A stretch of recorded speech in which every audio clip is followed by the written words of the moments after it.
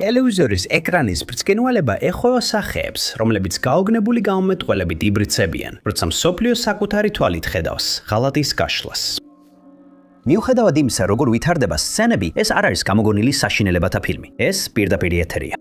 კამერები მუშაობს და სტუდიაში სიმშვიდე დაერღვა. Evander Holyfield, მეორე პროფესიონალი მოკრივე, 1982 წელს რიდიკ ბოუზე დამარცხდა და ტიტულები დაკარგა. მას შემდეგ ის დადიოდა რევანშის ძიებაში და საბოლოოდ მიაღწია ნახევარგზას იმ აღიარების მოსაპოვებლად, რომელიც წლების განმავლობაში აკლდა კარიერის დასაწყისში, მაიკ თაისონის ჩრდილში მყოფს. ბოუზე წაგების შემდეგ 1 წლის წინ ჰოლიფილდმა მოითხოვა რევანში 1993 წლის 6 ნოემბერს და თუ მოიგებდა, საბოლოოდ მიაღწევდა მიზანს, რისთვისაც ასე მძიმედ იბრძოდა. ეს იყო მხოლოდ ერთი კვირით ადრე მოკრივეების პირველი შეხვედრის წლის თაონდე, როცა ჰოლიფილდი ტიტულის გარეშე დარჩა და სწორედ მაშინ უნდა დაწყებულიყო მძიმე წონის ჩემპიონატის დიდი რევანში. კამერები მუშაობდა რინგის ყველა კუთხიდან, როცა HBO სპორტი პირდაპირ ეთერში გადასცემდა მატჩ Caesars Palace-თან. სტადიონები სავსე იყო გულშემატკივრებით, რომლებიც საბოლოო ბრძოლას სანახავად მოვიდნენ, ბევრს ჯერ კიდევ სჯეროდა, რომ ჰოლიფილდი ტიტულს ვერ დაიბრუნებდა. მათი გასაკვირად, ამჯერად ჰოლიფილდი იმარჯვებდა და დიდი ხნის ნანატ შურისძიებას ერევდა ქულებით. 115, 113, 115, 114 და 114. მიუხედავად იმისა, რომ ქულებს შორის სხვაობაში თამაგონებელ გამარჯვებას არ წარმოადგენდა, ეს მაინც იყო ის, რაც წარმატების გზაზე დააყენა, სანამ ბნელი ხრუბელი არ გამოჩნდა. მეშვიდე რაუნდის 1 წუთი და 10 წამი იყო გასული და ჰოლიფილდი აქამდე მყარად იდგა, სანამ იმ მომენტში არ გააკეთა ის, რაც არც ერთმა მოკრევიმ არ უნდა გააკეთოს. მისი თვალები მოწინააღმდეგის მუშტებიდან მოშორდა და ფოკუსი გადაეტანა რაღაცაზე, რომელიც ფონზე იყო. მაგრამ მხოლოდ ამ ერთხელ ეს გადაწყვეტილება გამართლებული იყო. კამერები მარცხნივ გადაიტანეს, რათა დაენახათ, რას უყურებდა ჰოლიფილდი. მისმა შეუწყვეტელმა მზერამ ბოთა აიძულა შემოტრიალებულიყო. კამერა, მოკრივეები და მაყურებელი ყველა შეხვდა ისეთ რამეს, რასაც არავინ მოელოდა კრივის მატჩზე. ჭერიდან ქარისძრავიანი პარაშუტით ჩამოდიოდა კაცი. პარაგლაიდერის თოკები მოუხერხებლად გაეხო ჭერის განათებაში, სანამ ის რინგის კონსტრუქციას შეეჯახებოდა. დაშვებისთანავე პარაშუტისტს თავს დაესხა არა მხოლოდ უსაფრთხოების თანამშრომლები, არამედ განდრისხებული და შეშინებული ბრბოც, რომელიც ფიქრობდა, რომ ეს მსუქანი კაცი, როგორც მას შემდეგ უწოდეს, მათთვის საფრთხეს წარმოადგენდა. ეს ინსტინქტური შიში იყო, რადგან პოლიტიკურ ფიგურებს ლუი ფარაკანს და ჯესი ჯექსონს ჰონისძიებაზე ესწრებოდნენ. პირდაპირ ეთერში დაფიქსირებულ კადრებში კაცი, რომელიც ჯერ კიდევ პარაგლაიდერს იყო მიმაგრებული, უგონოდ დარჩა, რამაც ბოსკუნს მის დაკავების საშუალება მისცა. შემდეგი 21 წუთის განმავლობაში უსაფრთხოების თანამშრომლები და დამსწრეები ცდილობდნენ თოკის განათებიდან ჩამოვებას, რადგან ხანძრის ეშინოდათ. კაცი საავადმყოფოში გადაიყვანეს, რადგან მას ჭრილობები ჰქონდა მიღებული იმ ბრბოსთან შეჯახების შედეგად, რომელშიც აღმოჩნდა. როგორც კი სიმშვიდე აღდგა, მატჩი განახლდა და შედეგების შეჯამების შემდეგ ჰოლიფილდმა ბოსგან ტიტული დაიბრუნა. მოგვიანებით Fatman's James Miller-ი დაუდგინეს და მიუხედავად იმისა, რომ ამ უცნაური პარაშუტით გადმოხდომის გამო ის საავადმყოფოში აღმოჩნდა, ეს მისთვის გაკვეთილად არ იქცა. მან იგივე ტრიუკი გაიმეორა Raiders'ისა და Broncos-ის თამაშზე, ასევე ინგლისში Bolton Wanderers-ისა და Arsenal-ის Premier League-ის მატჩზეც. საბოლოოდ მას გაერთიანებულ სამეფოში კიდევ ერთი ტრიუკის შემდეგ ქვეყანაში შესვლა აუგრძელეს. Nancy Guthrie, Nobody Today shows თანაწამყვანის, Savannah Guthrie-ს 84 წლის დედა გახდა გადაცემის გამოძიების მთავარი ფიგურა, მას შემდეგ რაც 2026 წლის 31 იანვარს იგი საკუთარ სახლში Tucsonში, არიზონაში გაიტაცეს. ახალი ვიდეოკამერის ჩანაწერები უკვე ხელმისაწვდომია და პოლიცია სთხოვს ყველას, ვინც იცნობს იმ მანქანას, რომელიც იმ ღამით ნენსის სახლიდან დაახლოებით 2,5 მილში სწრაფად გაეცალა ადგილს. ინფორმაცია მიაწოდონ, რათა მანქანის ფლობელები იქნან იდენტიფიცირებული და დაკითხული მათი შესაძლო ჩართულობის შესახებ ამ საქმეში. ცნობილია, რომ ნენსიმ იმ საღამოს ვახშამი მიირთა თავისი ქალიშვილის ენის სახლში და რომ სახლში მიიყვანა მისმა სიძემ ტომაზომ საღამოს 9:48 საათზე. მან სახლის გარეთ დაიცადა, სანამ ნენსი შიგნით შევიდოდა. შემდეგ ის სახლში დაბრუნდა. 9:50-ზე მისი სახლის ავტოფარეხის კარი დაიხურა და ვარაუდობენ, რომ სწორედ ამ დროს მივიდა ის სახლში. მიჩნეულია, რომ შემდეგ თავის საძინებელს შევიდა, მაგრამ 1:47-ზე სახლის სარის კამერა გამოირთო. ვიდეო თვალის ჩანწაში ჩანს ნირბიანი მამაკაცი, რომელიც მოწყობილობას აწვალებს, სანამ ის გაითიშება. 2:28-ზე ნენსის პეისმეიკერი გამოირთო მის მობილურზე არსებულ აპლიკაციას. ხოლო როდესაც მეორე დღეს ეკლესიაში ჩვეულებრივად არ მივიდა, მის ოჯახს ერთ-ერთმა მეგობარმა დაუკავშირდა. როდესაც სახლში ვერ იპოვეს, მისმა ოჯახმა პოლიციას მიმართა და დაიწყო რთული გამოძიება. სწრაფად დადგინდა, რომ საქმე დანაშაულთან ჰქონდა და ნენსი გაიტაცეს. დაიწყო გამალებული ძებნა, რადგან ნენსის შეზღუდული აქვს მოძრაობა და ყოველდღიური მედიკამენტები სჭირდება. ამიტომ იგი ითვლება რისკის ქვეშ მყოფად. 3 თებერვალს პოლიციამ გაამჟღავნა, რომ ნაპოვნი იქნა გამოსასყიდი წერილი, სადაც აღწერილი იყო ტანსაცმელი, რომელიც ნენსის ეცვა და წერილში დამნაშავეები ითხოვდნენ გამოსასყიდის გადახდას ბიტკოინით. ბიოლოგიური მასალა ნაპოვნი იქნა ნენსის სახლის შესასვლელ კართან ახლოს და მოგვიანებით დადასტურდა, რომ ის მას ეკუთვნოდა. მეორე შეტყობინება გაიგზავნა CBS News-ის Tucson-ის ფილიალთან, Cold-თან, 6 იანვარს. თუმცა ამ წერილის შინაარსის საზოგადოებისთვის ხელმისაწვდომი არ არის. წერილი უნდა დადასტურდეს, რადგან ერთი კაცი უკვე დააკავეს, მას შემდეგ რაც მან კალბი გამოსასყიდი მოთხოვნა წამოაყენა. ნენსის SUV მას შემდეგ მისი სახლიდან გაიტანეს, რათა შესაძლო კვალის საპონელად გამოიკურიონ, ხოლო პოლიციამ სახლის სახურავზე დამონტაჟებული კამერა მოხსნა. თებერვლის 10-ში პოლიციამ გამოაქვეყნა სათვალთვალო კამერის ჩანაწერები ნიღბიანი კაცის, რომელმაც უსაფრთხოების კამერაში ჩაერია. ვიდეო ჩანაწერის გამოქვეყნებიდან მალევე ერთი კაცი დააკავეს, თუმცა მოგვიანებით გაათავისუფლეს. მედიასთან საუბრისას მან განაცხადა, რომ წარმოდგენა არ ჰქონდა ვინ იყო ნენსი და შოკში ჩავარდა, როცა პოლიციამ გააჩერა. ეხლად გამოქვეყნებულ ვიდეო ჩანაწერში, სადაც მანქანა ნენსის სახლის მახლობლად გზაზე სწრაფად მძრობს, შესაძლოა ახალი კვალი იყოს მისი გაუჩინარების საქმეში, თუმცა ხელისუფლებას არ გაუმშავნებია მიიჩნევენ თუ არა ამას საიმედო კვალად. მათ სთხოვეს ყველას, ვისაც დამატებითი ინფორმაცია აქვს ამ საქმესთან დაკავშირებით, დაუკავშირდეს FBI-ს შემდეგ ნომერზე 100-225-5324 and Pima County Sheriff's Office ნომერზე 520-35-14-900. ნენსის პონისა და მისი გატაცებაში მონაწილე პირების დაკავებისთვის $1 მილიონი ჯილდო არის დაწესებული. 2007 წელს ჩეხეთის ტელევიზიას და მის მაყურებლებს ერთგვარი ბირთვული დარტმისგან მოუწიათ გამოჯამრთელება. Pubcasteris Panorama გრძელვადიანი გადაცემა, რომელიც დილის განტურთვას თავაზობს მაყურებელს და დღის მოსალოდნელ ამინდს აცნობს. ყოველდილით გადაცემა პირდაპირ ეთერში აჩვენებს ჩეხეთის ლანდშაფტებს, ქვეყნის გადაცემა ბუნებრივი ლანდშაფტებისა თუ ქალაქების პანორამულ ხედებს აჩვენებს 7 ვებკამერის სტილში. კადრებს ხშირად მუსიკა ან ბუნების უცვადი ხმები ახლავს. 2007 წლის 17 ივნის, 7 კვირა დღეს რეგიონის ცხოვრებლებმა თავიანთი საყვარელი დილის გადაცემა ჩართეს, როცა ძილიდან იგვიძებდნენ ან საუზმის მომზადებას იწყებდნენ. ამჯერად სცენაზე აღმოსავლეთ ბოჰემიის კირკანაშეს მთების ტალღოვანი ბორცვები დომინირებდნენ. ჰეთრი ნისლიანი კადრი მთის პეიზაჟის ერთ მხარესიდან მეორეზე გადადიოდა მთელი თავისი დიდებულებით. წინა პლანზე მთები ჩანდა, შუაში თქიანი მინდორი, ხოლო მათ შორის კი სახლები იყო მიმოფანტული. თუმცა სულ რამდენიმე წამში ეკრანი გაშკაშანათებამ დაფარა. მაყურებლებმა სახლში ეს შეიძლება ტელევიზორის შეცდომად მიიღეს, მაგრამ დროის ნიშნული სხვა რამეს მიუთითებდა. ნათება რამდენიმე წამს გააგრძელდა, შემდეგ კი გაქრა და კამერა კვლავ განაგზობდა სივრცის გადავებას. მაგრამ მარჯვენა მხარეს სოკოს ფორმის ღრუბელი, ისეთი როგორიც ბირთვული აფეთქებისას ჩნდება, ცაში აიჭრა. მისი არსებობა სიცოცხლისთვის მოახლოებულ საფრთხეზე მიუთითებდა.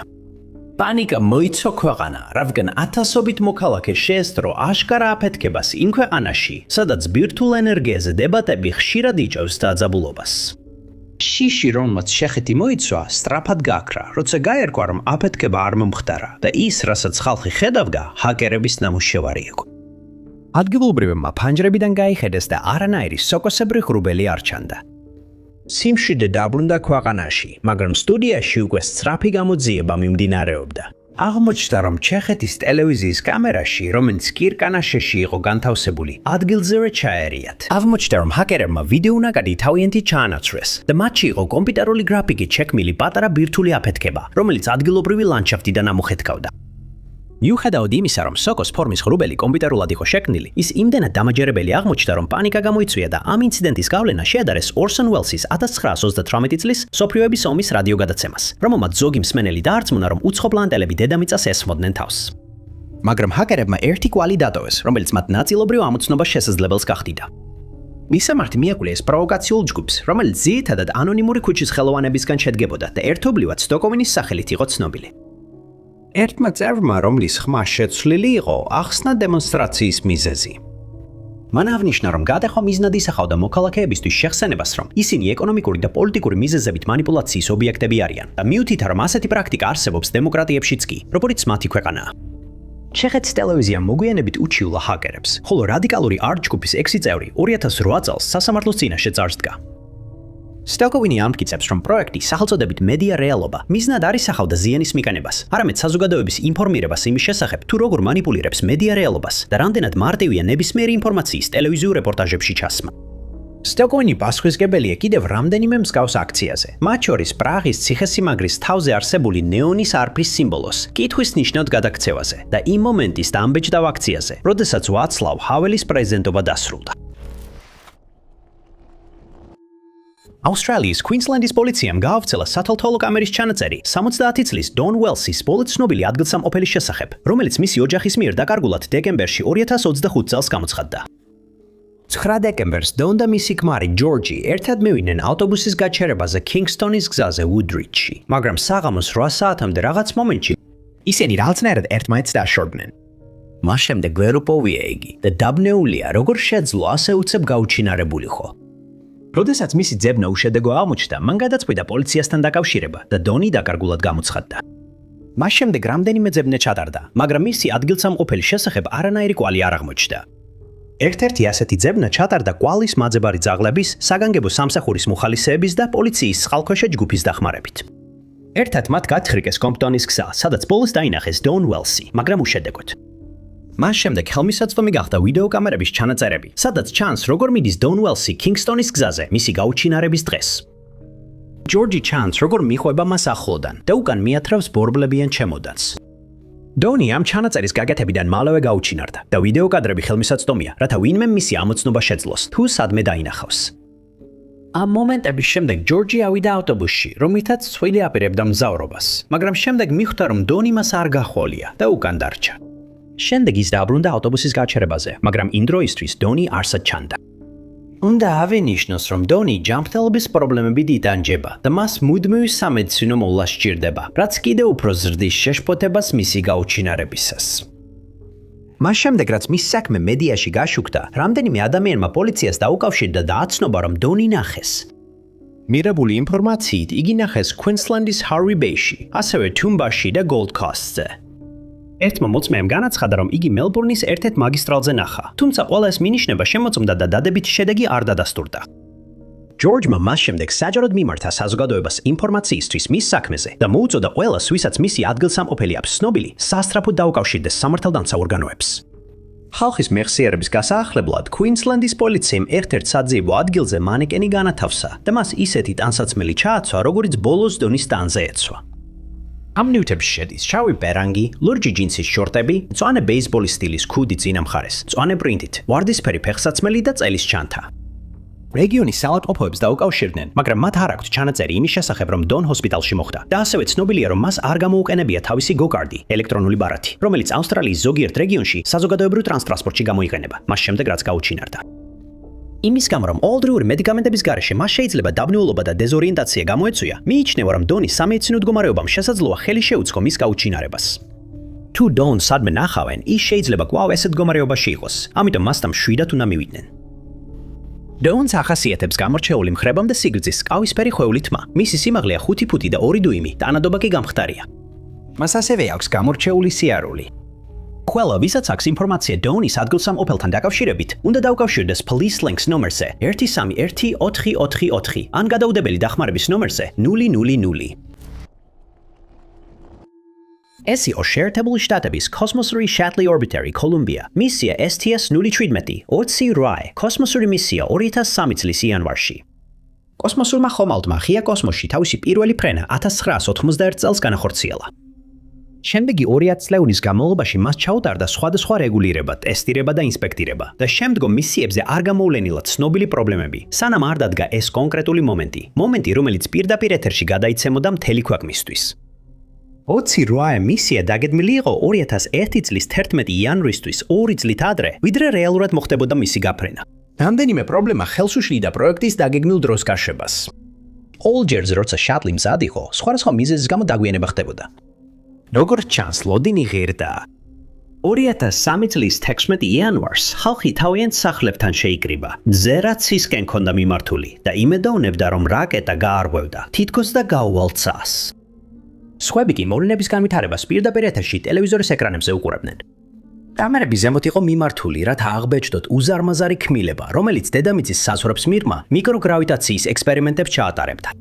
თელიერი გაოცებით უყურებდა, როცა მიწისძვრის მსმაგვარი ბიძგები დაიწყო და შატლი ცაში აიჯრა. ორბიტაზე გასვლამდე 8 წუთსა და 34 წამს მიუახლოვდა. გაშვების დაწყებიდან 80 წამში კი პირველი ნიშანი გამოჩნდა იმისა, რომ მისია არასწორად წარიმართებოდა. შატლის საწოვის აუზიდან იზოლაციის ქაფის ნაჯერი მოწყდა და მარცხენა ფრთისკენ გაიჯრა. მის კიდეს დაეჯახა. კამერებმა შეჯახების ადგილი დაახლოვეს, მაგრამ ინჟინერმა დაზიანების მდებარეობა ან მასშტაბი ვერ განსაზღვრეს. ეს პირველი შემთხვევა არ იყო, როცა მსგავსი რამ მოხდა. სამი წინა შატლის გაშვებისასაც მსგავსი დაზიანება დაფიქსირდა, მაგრამ არც ერთი მათგანი კრიტიკული არ ყოფილა. ყველა ეს ინციდენტი, მათ შორის ესეც, ძალიან სერიოზულად იქნა აღქმული, რადგან სააგენტოს ინჟინერები თვლიდნენ, რომ ფრთის დაზიანებას კატასტროფული შედეგი შეიძლებოდა გამოეწვია.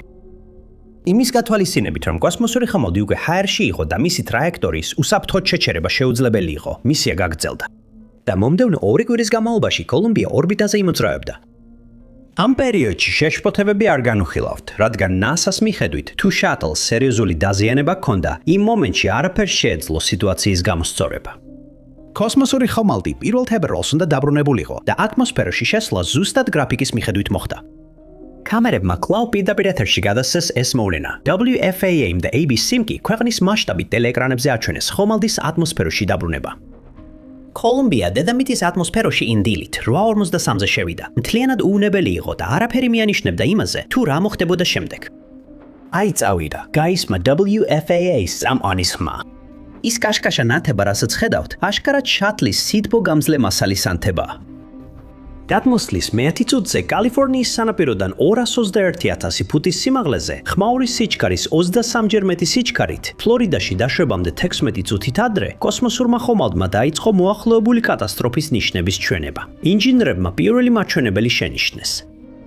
სადაც მარცხენა ფრთის წინა კიდეზე სითბო გამძლე ფილები უნდა ყოფილიყო, იქ არაფერი იყო. შემდეგ ქარი და სიცხე ფრთაში შეიჯრა, რამაც მისი აფეთქება გამოიწვია. აქ შეამჩნევთ თითქოს შატლის ნაწილების ცილდება, კვლავ ჩაერია წამყვან. ნამსხვრევები მიწაზე ცვიოდა, როცა კოლუმბია ტეხასის თავზე მიფრინავდა. კოსმოსური ხომალდის ნამსხვრევები ლაბოკის მახლობლად დაეშვა. კამერები ზუმავდნენ გაფრენილ ნაწილებსა და კვამლის და კვამლის ზოლებზე, რომლებიც მის მარშრუტს აღნიშნავდა და შემდეგ დილის 9 საათს. ძლიერი გრუხუნი გაისმა დალაში. შატლი მთლიანად დაიშალა, ცაში აფეთქდა და მისი ნაწილები რამდენიმე მილზე გაიფანტა საწყისი წერტილიდან. შატლის ნაშთები მოგვიანებით 2000-ზე მეტად ადგილას აღმოაჩინეს, რომლებიც ტეხასში, არკანზასსა და ლუიზიანაში იყო გადაჭიმული, რაც ამ კატასტროფის მასშტაბს უსვამდა ხაზს. 35 წლის რობერტ რეს ჰიუზი 2025 წლის 29 ნოემბრის შემდეგ არც ერთ მეგობარსა თუ ოჯახის წევრს არ უნახავს და მათ მისი ხანგრძლივი გაუჩინარება ძალიან უჩვეულოდ მიაჩნიათ, რამაც დიდი შეშფოთება გამოიწვია. რობერტი ინგლისის ჩრდილოეთ იორკშირში მდებარე ეისინგვალდის ქალაქიდანა და ვინც მას იცნობს, აღწერს როგორც ძალიან მშვიდ და მუსიყვარული ადამიანს, რომელიც არასოდეს დარჩებოდა სახლიდან შორს ოჯახის გაფრთხილების გარეშე. მისი გაუჩინარების დღეს რობერტი ბოლოს ეისინგვალში, კრაბელ ლეინზე სეირნობისას ნახეს და ამ შემთხვევის ამსახველი ვიდეო კამერის ჩანაწერი კიდევ უფრო ზრდის შეშფოთებას მისი მდგომარეობის გამო, რადგან ჩანდა, რომ მას თავის არეში ჰქონდა მიღებული დაზიანება. როდესაც იმ დღეს სახლში არ დაბრუნდა, რობერტი დაკარგულად გამოაცხადეს და მას შემდეგ პოლიციამ არაერთი ძებნა ჩაატარა, თუმცა მისი პოვნა ვერ შეძლეს. ცნობილია, რომ ის კრაბნელის რაიონში დაახლოებით დღის სამსლოებით დღის 3 საათსა და 10 წუთზე იმყოფებოდა. მაგრამ უცნობია, სად წავიდა ამის შემდეგ. ამ ძიებების დროს ტერიტორიის საჰაერო დათვალიერებისთვის დრონები გამოიყენეს იმ იმედით, რომ რაიმე კვალი აღმოაჩენდნენ, რაც პოლიციას მის ადგილსამყოფელზე მიიყვანდათ, მაგრამ სამწუხაროდ არაფერი აღმოაჩინეს. რობერტის ოჯახმა დაამატა, რომ მას შემდეგ რაც ის გაუჩინარდა, ამ ტერიტორიაზე ტემპერატურა მკვეთრად დაეცა და ახლა ისინი მის ჯანმრთელობაზე ღელავენ, რადგან ბოლოს რომ ნახეს, ასეთი სიცივისთვის შესაფერისად არ ეცვა. Barrowbridge იზინგვალდსა და Thirsk Shores ნებარე ტერიტორიების ცხოვრებლებს თოვეს და დაამოწმონ თავიანთი ვიდეო კამერების ჩანაწერები, თუ რობერტი სადმე გამოჩნდა და ეს მასალები პოლიციას რაც შეიძლება სწრაფად მიაწოდონ, რათა ამ ადგილებში ძიება ჩატარდეს. ესევე თხოვეს გადაამოწმონ თავიანთი საკუთრების ყველა დამხმარე ნაგებობა, თუ რობერტმა იქ თავშესაფარი ეძება ამინდისგან. გაუმძიებლებმა განაცხადეს, რომ ციფრული მონაცემები მიუთითებს, რომ ის შესაძლოა იზინგვალდიდან გასვლის შემდეგ გრასკოპის ტერიტორიაზე გაევლო და ასევე რომ შესაძლოა ბრაფერტონშიც გაევლო. კრაბელ ლეინიდან აგებული ვიდეო კამერის ჩანაწერები აჩვენებს, რომ რობერტი მართლაც შევიდა ამ ტერიტორიაზე, როგორც ეჯობდნენ. ამ სურათების შემდეგ საზოგადოებისთვის გაავრცელეს, რათა მისი საქმის შესახებ ცნობადობა გაზრდილიყო. იმედოვნებენ, რომ ვინმე მას იცნობს და პოლიციას დაუკავშირდება. ხელისუფლებამ დაამატა, რომ მათ სპეციალიზებული რესურსები გამოიყენეს ბრიფერტონისა და ჰელპერბის რაიონებში, მაგრამ უშედეგოდ. ჯერ კიდევ უცნობია, უკავშირდება თუ არა თავის ტრავმა მის გაუჩინარებას, თუმცა ეს შესაძლებლობა არ არის გამორიცხული. რობერტი აღწერილია როგორც საშუალო აღნაგობის და 5 ფუტის 3 დუიმის სიმაღლის მამაკაცი, რომელსაც თმის ხაზის უკანა გადანაცვლება აქვს. სათვალთვალო კამერის კადრებში ის ჩანს მუქი ფერის წყალგაუმტარ ქურთუქში, ნაცრისფერ ჩინოს შარვალში და სალაშქრ ჩექმებში. ყველას ვინც დაინახავს რობერტს ან იცის სად შეიძლება იმყოფებოდეს იგი, სთხოვენ დარეკო ნომერზე 101 და დაუკავშირდნენ ჩრდილოეთ იორკშირის პოლიციის სამსახურს. თუ ის საფრთხეში ჩანს ან ზუსტად იცით სად იმყოფება, უნდა დარეკოთ ნომერზე 9999 და მიუთითოთ მითითებული სარეფერენსო ნომერი 122-502-251-46. ყველა დეტალი სწრაფად მიეწოდება პოლიციას, რომელიც ყველაფერს გააკეთებს, რომ რობერტი რაც შეიძლება მალე იპოვონ. ეს 2004 წლის 19 ნოემბერი ღამე, როდესაც NBA სამუდამოდ შეიცვალა. ქაოსისა და რისხვის მოვლენამ რეპუტაციები დააზიანა და დაამსხვრია და მოთამაშეებსა და გულშემატკივრებს შორის ნაზი ურთიერთობა შეერხა. ეს იყო დაუფიქრებელი მომენტების ჯაჭვი, რომელიც პირდაპირ ეთერში გადაიშალა ტელევიზორის ეკრანებზე, როცა არაფერს ეჭმიუტანებელი ინდიანა პეისერსისა და დეტროიტ პისტონსის გულშემატკივრები საკუთარ სახლებში უყურებდნენ და დროებით ფსონებს დებდნენ, თუ ვინ მოიგებდა თამაშს. ალტბურთის თამაში გაიმართა Auburn Hills-ის სასახლეში, მიჩიგანში, რაც მოგვიანებით ამ არეულობას სახელს მისცემდა Malice at the Palace. წლების განმავლობაში NBA-ში ფარული დაძაბულობა გროვდებოდა და Pacers-ი და Pistons-ი მოედანზე გავიდნენ. მათ უნდა ეთამაშათ 48 წუთიანი მატჩი, რომელიც საბოლოოდ 2 საათსა და 59 წუთს გაგრძელდა. მატჩი, რომელიც პირდაპირ ეთერში გადაიცემოდა. მატჩის მეოთხეში მხოლოდ 45.9 წამი იყო დარჩენილი, როცა Pistons-ის ცენტრი Ben Wallace-ი ლეიაპს ასრულებდა, მაგრამ Pacers-ის მცირე ფორვარდმა Ron Artestმა ზურგიდან დააჯარიმა. სწორედ მაშინ ჩუმად დაგროვილი დაძაბულობა სრულად აფეთქდა. Wallace-ი, რომელიც გააბრაზდა, რომ მისი სროლა ჩაშალა, Artest's ხელი ქრა, რამაც მოედანზე ჩხუბი გამოიწვია. გუნდების მოთამაშეები ჩხუბში იყვნენ ჩართული, ხოლო მსაჯები და თამაშის ოფიციალური პირები ცდილობდნენ მათი დაშორებას. საბოლოოდ კონფლიქტი განელდა, მაგრამ დაძაბულობა მაინც დარჩა, რაც ოფიციალურ პირებს საშუალება მისცა განეხილათ მომხდარი შედეგები. ინტერვიუს მოლოდინში Artest-ი მსაჯების მაგიდაზე იწვა, როცა მოულოდნელად განრისხებულმა Pistons-ის გულშემატკივარმა, რომელიც გაბრაზებული იყო, რომ თამაში მასში შეჩერდა, როცა საათზე მხოლოდ 45 წამი იყო დარჩენილი, სასმელი ესროლა ჯერ კიდევ გაბრაზებულ Artest-ს. თანაგუნდელ Steven Jackson-თან ერთად ორივე გაბრაზებულები ავიდნენ ტრიბუნებზე, რათა ეპოვოთ ის, ვინც ჯიქა ისროლა. სამწუხაროდ Artest-მა არასწორი გულშემატკივარი დაიჭირა. ნამდვილი დამნაშავე რამდენიმე რიგით ზემოთ იჯდა. გუნდელებმა უდანაშაულო გულშემატკივარი დაიჭირეს და შედეგად სრული ქაოსი წარმოიშვა, რამაც სახლში მყოფი მაყურებლები იმედგაცრუებაში ჩააგდო. არა მარტო თამაში შეჩერდა, არამედ Auburn Hills-ის სასახლე შებრალული იყო. განსაკუთრებული ჩემპიონატების წმინდა ადგილი ეხლა ბრძოლის ველად იქცა და ამ დაპირისპირებამ გულშემატკივრები უკმაყოფილო დატოვა. Jermaine O'Neal, Pacers-ის გუნდის წევრი, ქაოსში ჩაერთო მაშინ, როცა კიდევ ერთი გულშემატკივარი თავხედურად ავიდა ტრიბუნებიდან მოედანზე. მიმდინარე ქაოსის პასუხად, დარბაზის ყველა კუთხიდან გულშემატკივრები ყველაფერს იღებდნენ, რასაც ხელში მოკიდებდნენ და მოთამაშეებისკენ ისროდნენ. ხელისუფლებას სასახლის შესახებ აცნობეს, რის შედეგადაც ადგილზე დიდი რაოდენობით პოლიცია მივიდა, რათა ღონისძიებაზე წესრიგი აღედგინათ. არენის დასაცლად არანაკლებ 10 წუთი დასჭირდათ. ამ დროს კი ბრბო კვლავ აგრძელებდა პოპკორნისა და სასმელების სროლას გუნდის წევრებისკენ, როცა ისინი გვირაბებში გასვლას იწყებდნენ. პოლიციამ მოთამაშეები უსაფრთხოდ გაიყვანა, რის შემდეგაც თამაში შეწყდა. თამაში ბოლომდე არ დასრულებულა, თუმცა NBA-ն გამარჯვება Pacers მიანიჭა იმ მომენტისთვის დაფიქსირებული ანგარიშით, როცა თამაში შეწყდა 97-82. თუმცა ეს მიღწევა არც სიხარულით და არც ზეიმით არ აღინიშნა. Artest-ი დარჩენილი სეზონისთვის, ანუ კიდევ 86 თამაშისთვის დისკვალიფიცირებული გახდა. ეს იყო ყველაზე ხანგრძლივი დისკვალიფიკაცია NBA-ის ისტორიაში, მოედანზე მომხდარი კონფლიქტის გამო. იმის ნაცვლად, რომ შვილის მიღწევა ეზეიმათ, ეხლა 73 წლის Ruben Whitaker-ს გამალებული ძებნა მიმდინარეობს და მისი ოჯახი აცხადებს, რომ ძალიან შეშფოთებულია მისი ფსიქიკური ჯანმრთელობის გამო, რადგან გაუჩინარებამდე უცნაური ქცევა ჰქონდა. 2025 წლის მაისში Ruben და მისი ცოლი ელიზაბეთი კენიიდან ალაბამაში გაემგზავრნენ, სადაც აპირებდნენ დაესწრონ და ეზეიმათ მათი პირველი შვილიშვილის საშუალო სკოლის დამთავრება. ისინი აშშში ჩაფრინდნენ და ალაბამაში 12 მაისს ჩავიდნენ, რის შემდეგაც ოჯახის წევის მოთხრობის ის წევრების საკუთრებაში არსებულ სახლში გაემსავრნენ. მათი გაათიეს ღამე, მაგრამ მეორე დილით მოვლენებმა უცნაური მიმართულება მიიღო. რუბენის ქალიშვილმა ემლი ენ ბალუამ განაცხადა, რომ მამამისი ალაბამაში ჩასვლის დღის დღიდანვე უცნაურად იქცეოდა, რადგან ყოველთვის არ იცოდა სად იყო ან რატომ იყო იქ, რაც მისთვის ძალიან არადამახასიათებელია. ელიზაბეთმა განმარტა, რომ 15-ის დილას მანაც შეამჩნია იგივე უცნაური ქცევა და პოლიციას იმ დილის დეტალები მიაწოდა. მან განაცხადა, რომ რუბენი ერთ მომენტში ოჯახის სახლიდან გამოვიდა და როცა მას ესაუბრა, რუბენი დეზორიენტირებული და დაბნეული ჩანდა. ის ასე უცნაურად იქცეოდა ფრანკფურტიდან ალაბამამდე ფრენის მეორე ნაწილში, რადგან გაუგებრად ლაპარაკობდა და ელიზაბეთმა მოუწია ბორტგამცილებას დახმარებოდა, რომ რუბენი თავის ადგილას დარჩენილიყო. აეროპორტში მან სცადა ესკალატორზე არასწორი მიმართულებით ასვლა და დაეცა, რის შედეგადაც მუხლი დაიზიანა. ის გამუდმებით ჩერდებოდა სახლს და თავიდან ელიზაბეთი ცდილობდა დაერწმუნებინა დაბრუნებულიყო უნებულიყო, მაგრამ უშედეგოდ. შემდეგ ელიზაბეთი გაჰყვა მას, მაგრამ მიხვდა, რომ სახლის კარები დაუკეტავი დარჩა, ამიტომ სწრაფად დაბრუნდა, რომ დაეკეტა. მაგრამ როცა ელიზაბეთმა სცადა დაეწია, მიხვდა, რომ ის უკვე აღარ ჩანდა და მას შემდეგ აღარავის უნახავს. ცნობილია, რომ პირველივე დანახვის შემდეგ რუბენს მინიმუმ 2 მომწყოლმა გაუჩერა და წაიყვანა, მაგრამ კალერას პოლიციის დეპარტამენტს არ აქვს ინფორმაცია, სად წავიდა ის ამის შემდეგ.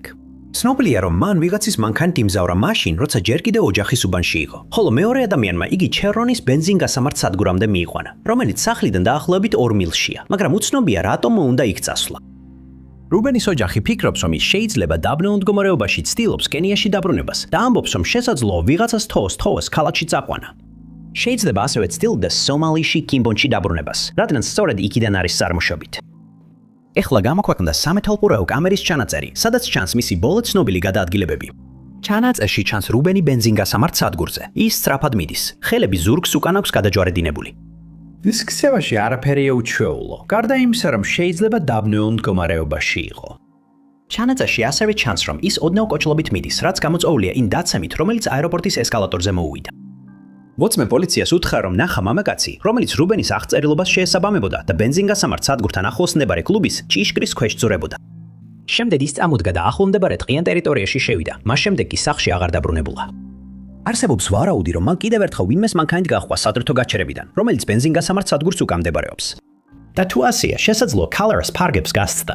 ეხლა საზოგადოებას თხოვეს, რომ თუ მას დაინახავენ, აშესთავაზონ მანქანით წაყვანა და ამის ნაცვლად დაუყოვნებლივ დაუკავშირდნენ პოლიციას, რათა ის ოჯახს დაუბრუნდეს. ელიზაბეთი მას შემდეგ დაბრუნდა კენიაში და სასოწაკვეთილია ელოდება ნებისმიერ კარგ ამბავს თავისი ქმრის გაუჩინარების შესახებ. რუბენი აღწერილია როგორც შავთმიანი და ყავისფერ თვალება. სიმაღლე დაახლოებით 5 ფუტი და წონით დაახლოებით 165 ფუნტი. ბოლო დროს ის ნახეს ხაკისფერი შარვითა და კუბოკრული ღილებიანი პერანგით. ყველას, ვისაც რუბენი უნახავს, ან იცის, სად შეიძლება იყოს ის, სთხოვენ დაუკავშირდეს ალაბამას ნომერზე 205-683-355, ან დარეკოს 911-ზე. 1995 წლის 17 მაისს საღამოს 6 საათსა და 45 წუთზე. სან-დიეგოს მასშტაბით ტელევიზორის ეკრანებზე მოულოდნელი ჩართვა გამოჩნდა. სასწრაფო სიახლეები, ეხლახან შემოსული ინფორმაცია დაარღვია სიჩუმე და გააცქვეტინა მულტფილმები. ამერიკის საუკეთესო ქალაქის ქუჩებში რაღაც შემაშფოთებელი ხდებოდა. CBS Evening News პირდაპირ ეთერში აშუქებდა განვითარებად მოვლენას, რათა ქალაქის ცხოვრებლებს ენახათ. მაყურებლებმა სახლში ის ნახეს, რაც ომის დასაწყისს გავდა. საგზაო გზაზე მოძრავი არმიის ტანკი ჩანდა. 58 ტონიანი საბრძოლო მანქანა ხმაურიან ქუჩებში მიიწევდა, მაგრამ ეს მომავალი კონფლიქტისთვის მზადებას არ ნიშნავდა. ის საერთოდ არ უნდა ყოფილიყო იქ. შიგნით იყო გამტაცებელი 25 წლის შონ თიმოთი ნელსონი, შეერთებული შტატების არმიის ვეტერანი, რომლის მოტივებიც დღემდე უცნობია. 15 წლით ადრე ნელსონი მსახურობდა ტანკის მეთაურად თავის სამსახურის დროს და ეს სპონტანური გასეირნება საბრძოლო მანქანით მიანიშნებდა იმაზე, რომ მან არასდროს დაკარგა კავშირი თავის პოზიციასთან. უცნობი მიზეზების გამო ის იძულებული გახდა გაეტაცებინა ეს არატრადიციული სატრანსპორტო საშუალება და სან-დიეგოს ქუჩები აეკლო. 6 მიის განმავლობაში მოპარული M60A 3 ტანკი გადადიოდა გაჩერებულ მანქანებზე. ანგრევდა ყველაფერს თავის გზაზე და ერთ მომენტში ის მოულოდნელად შუქნიშანი წამოედო, რომელსაც მცირე მანძილზე თან ატარებდა. პოლიციის სირენები გახვეროდნენ ამ განადგურების მანქანას გვერდით. სასოწარკვეთილად ცდილობდნენ მისი შენელებას, მაგრამ ეს მცდელობა თითქმის 30 წუთი გაგრძელდა. როდესაც მაყურებლები სახლში ისხდნენ და ამ შემაშფოთებელი დილემის განვითარებას ადევნებდნენ თვალს, ბევრს აინტერესებდა ზუსტად როგორ დაიწყო ეს ყველაფერი. ნახევარი საათით ადრე ნელსონმა თავისი Chevrolet Swanee კალიფორნიის ეროვნული გვარდიის არსენალისკენ წაიყვანა კირინი მესაში. ჩვეულებრივ დაწესებულება საღამოს 5 საათზე იკეტებოდა, ამიტომ კარიბჭეები ჩაკეტილი იქნებოდა. თუმცა ბედის ირონიით, იმ კონკრეტულ საღამოს თანამშრომლები ჩვეულებრივ ზეგვიან მუშაობდნენ ტექნიკის ეზოებში. ვეტერანი უბრალოდ გაივლიდა გაუღებელ იარაღის საწყობის კარიბჭეებში, გატეხავდა ბოკლომს, რომელიც მანქანას იცავდა და შევიდოდა ტანკში ლუკიდან. შემდეგ მან ავტოსადგომი დატოვა, მიუხედავად იმისა, რომ თანამშრომლები ცდილობდნენ მისი შეჩერებას. მან მანქანები დაამტრია გზაზე სიარულისას, დაამხო განათების ბოძები, საცხოვრებელი ვაგონი, სახანძრო ჰიდრანტები, შუქნიშნები და ბოძები, რომლებიც ბევრ მცხოვრებს ელექტროენერგიას აწვდიდა, რის შედეგადაც დიდი ზიანი დატოვა. საბედნიეროდ ნელსონმა არასდროს გაისროლა ის, რაც სან-ფრანცისკოში ყველაზე დიდ ცეცხლსასროლ იარაღად ითვლებოდა. მან უბრალოდ ყველაფერი გაანადგურა მის წინ, თითქოს ისინი სათამაშოები იყო პატარა ბავშვის ფეხქვეშ, რომელიც გარბოდა. მაყურებლებმა სუნთქვა შეიკავეს, როცა დევნა საბოლოოდ შეჩერდა. ოფიცრები კი თავიანთი მანქანებიდან გადმოხვდნენ და მერკევ ტანკზე ახდნენ. ამ შემზარავი შემთხვევის შემდეგ მაშინდელმა გუბერნატორმა პიტ ვილსონმა ეროვნული გვარდიას დაავალა შეეტანათ ახალი უსაფრთხოების სისტემა, რათა მომავალში მსგავსი მრისხანექმედებები აეცილებინათ. ცოტა დეტალია ცნობილი უკრაინელი ქალის ნატალიას გაუჩინარების საქმეში, რომელიც ინგლისის ლინკოლნშირში ბოსტონის ქალაქიდან დაკარგულად არის გამოცხადებული. ხელისუფლებას უცნობი მიზეზების გამო მისი გვარი არ გაუმჟავნებია, თუმცა ისინი ცდილობენ ესაუბრონ ყველას, ვისაც შეიძლება გამოძიებაში დახმარება შეეძლოს. ნატალია, რომელიც როგორც მიიჩნევენ, დაახლოებით 40-იან წლებშია ცნობილია, რომ გაუჩინარების დღეს პარასკევს 2026 წლის 23 იანვარს რამდენიმე მეგობარს ესტუმრა. იქიდან წავიდა და ვარაუდობენ, რომ სახლში ფეხით მიდიოდა, როცა ბოლოს დაახლოებით საღამოს 8 საათზე ნახეს, თუმცა მას შემდეგ აღარავის უნახავს და არც არაფერი სმენია მის შესახებ.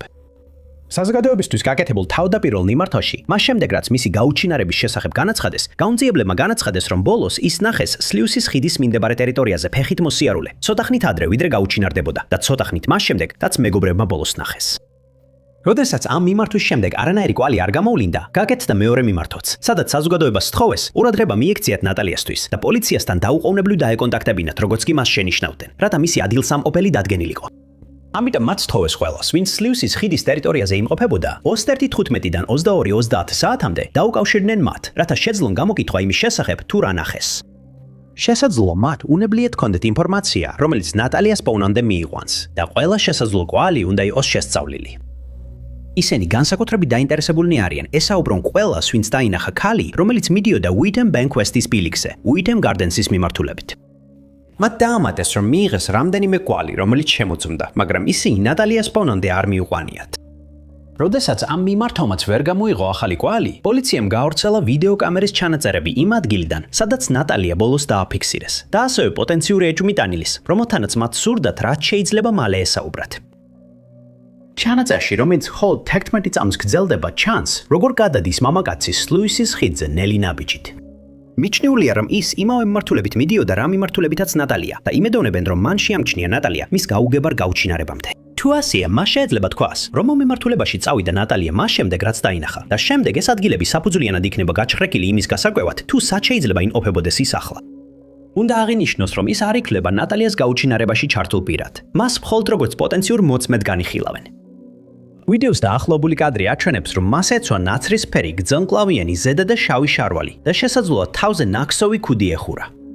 საზოგადოებასაც თხოვეს გამოჩნდნენ თუ ამოიცნობენ ამ მამაკაცს, რადგან შესაძლოა მან არ იცოდეს, რომ პოტენციური მოწმეა. ნატალია აღწერილია როგორც მხრებამდე ქერათმით, ღია ფერის თვალებით და დაახლოებით 5 ფუტი 7 დუიმის სიმავლით. ის საშუალო აღნაგობისაა და შეგიძლიათ ამოიცნოთ წარბების ზემოთ არსებული ნაიარევით. ის ჩვეულებრივ მუქ ტანსაცმელს ატარებს, მაგრამ ხელისუფლებას არ გამცხადებია რა ეცვა მას ბოლოს რომ ნახეს.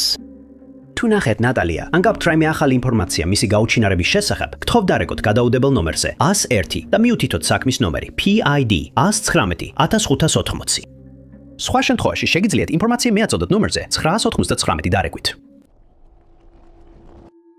1999 წლის 17 ოქტომბერი იყო და სან-ფრანცისკოს ყურის რაიონი ახსავსე იყო მღელვარებით. იმდინარეობდა ბეისბოლის მსოფლიო სერია და Oakland Athletics-სა და San Francisco Giants შორის პლეიოფი მიმდინარეობდა. პირველი თამაშები Oakland Alameda's საგრაფოს კოლიზეუმში ჩატარდა, ხოლო სერიის მესამე მატჩი სან-ფრანცისკოს Candlestick Park-ში გაიმართებოდა. იმ დღეს საღამოს 5 საათი იყო, როდესაც ორივე ადგილობრივი გუნდის მოთამაშეები არეში შეიკრებდნენ და მინდორზე გასასვლელად ემზადებოდნენ. Match-ი 5:30-ზე იყო დაგეგმილი. ნახევარი საათით უნდა დაეცადათ. კამერები მუშაობდა და 1999 წლის ბეისბოლის მსოფლიო სერია პირდაპირ ეთერში გადაიცემოდა. საკუთარი სახლების კომფორტიდან გულშემატკივრები უყურებდნენ ატლეტიკებსა და ჯაიანტსებს, როგორ იბრძოდნენ მინდორზე და ფიქრობდნენ, ვინ მოიგებდა 4 მატჩიანი სერიის მესამე რაუნდს. ტელევიზორის ეკრანები ჩაერთო, სტატიკა გაქრა და მაყურებლებს Candlestick Park-ის ხედი დახვდათ. ალის ხმა ისმის, რომელიც ფონურ მუსიკას აჯარებს. ჩვენ ვახლოვდებით Candlestick Park-ს, თქვა მან. კამერა სტადიონზე მიიწია, როცა წამყვანმა გამოაცხადა, რომ ორის ბრძოლა უკვე დაიწყო. ეკრანი ციმციმებს და ახლო კადრში ჩანს მაიკლი, რომელიც მინდორზე დგას, ხოლო ფონზე დიდი რაოდენობით ბეისბოლის გულშემატკივრები არიან. წამყვანმა განიხილა ამ ორ გუნდს შორის მანამდე გამართული თამაშები და აღნიშნა ცვლილებები ჯაიანტსის შემადგენლობაში. ასევე თქვა, რომ მათ რთული ამოცანა აქვთ. მსოფლიო სერიის მოსაგებად 5 გამარჯვება სჭირდებათ. პრეზენტაციიდან 2 წუთის შემდეგ, საკამოს 5 საათსა და 4 წუთზე, სან-ფრანცისკოს მასშტაბით ტელევიზორებმა დაიწიკწიკეს და ხმაურმა გადაფარა აუდიო. სტატიკამ და ფერადმა ზოლებმა გააბუნდოვნეს კადრი. შემდეგ კი ქაოსურ ხმაურში კვლავ გამოიკვეთა მაიკლის ხმა, რომელიც კანკალებდა და აშკარად შეშინებული იყო და მან დაადასტურა რაც ხდებოდა. მიწის ძრა ჩაერთო მაიკლი ქაოსის ფონზე. მიწის ძრა, რომელმაც 1989 წლის მსოფლიო სერიის პირდაპირ ეთერი შეაწყვეტინა, იყო ლომა პრიეტა, სან-ანდრეასის რუევაზე. 7.1 მაგნიტუდის მიწის ძვრის ეპიცენტრი სანტა-კრუზის მთებში ლომა პრიეტას მწვერვალთან იყო, რაც 2.4 მაგნიტუდით ჩამორჩებოდა ისტორიაში ყველაზე ძლიერ მიწის ძვრას. მიწის ძვრამ მიწა შეარხია სანტა-კრუზიდან ოკლენდამდე. აძაგძაგა სტადიონი, გააბზარა მიწა, ამოძირკვა ხეები და დააზიანა შენობები. მიუხედავად იმისა, რომ სტადიონი, სადაც მესამე თამაში ტარდებოდა, უნებელი დარჩა, იგივე ვერ ითქმის სან-ფრანცისკოს დანარჩენ ნაწილზე. ABC-ის ახალი ამბები ვერტ პრეინდან აშუქებდა მიწის ძვრის მასშტაბებს. დაფრინავდა ზემოდან და იღებდა კადრებს, რომლებიც კატეგორია 5-ის ქარიშხლის შედეგებს ჰგავდა. ბევრი ხიდის რამდენიმე მონაკვეთი ჩამონგრეული იყო. ქალაქში ხანძრები მძვინვარებდა. ქვამლი ცაში ადიოდა. გზები დაზიანებული იყო, ელექტროსადენები ჩამოვარდნილი და ბევრი შენობა მიწაზე ჩამონგრეული. სტიქიურმა უბედურებამ $5 მილიარდი სარალი გამოიწვია. იმ სახლებში, რომლებიც უმეტესად არ დაზიანებულა მოულოდნელი და უეცარი რყევით, ტელევიზორის ეკრანებზე კვლავ მწვანე ეკრანი იყო გამოსახული წარწერით. მსოფლიო სერია, რომელიც ეკრანის წინა პლანზე დომინირებდა. მაიკელი და მისი თანაწამყვანი კვლავ ისმოდნენ, როგორ ამბობდნენ. არ ვიცი, ეთერში ვარ თუ არა, ხოლო კიდევ ერთმა წამყვანმა თქვა, მეგობრებო, ეს ტელევიზიის ისტორიაში ყველაზე გრანდიოზული გახსნაა. და ნამდვილად ასე იყო.